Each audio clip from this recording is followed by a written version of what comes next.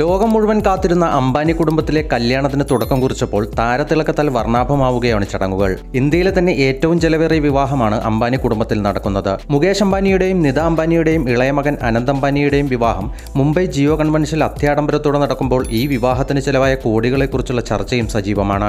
5000 കോടി രൂപയാണ് വിവാഹ ആഘോഷങ്ങളുടെ മൊത്തം ചെലവെന്നാണ് പുറത്തുവരുന്ന റിപ്പോർട്ടുകൾ. അതായത് അംബാനി കുടുംബത്തിന്റെ സമ്പാദ്യത്തിന്റെ 0.5% മാത്രം. വസ്ത്രത്തിൽ മുഴുവനായും സ്വർണം വിതറിയ ഡ്രസ് ധരിച്ചാണ് വധു രാധിക മെർച്ചന്റ് ചടങ്ങിനെത്തിയത്.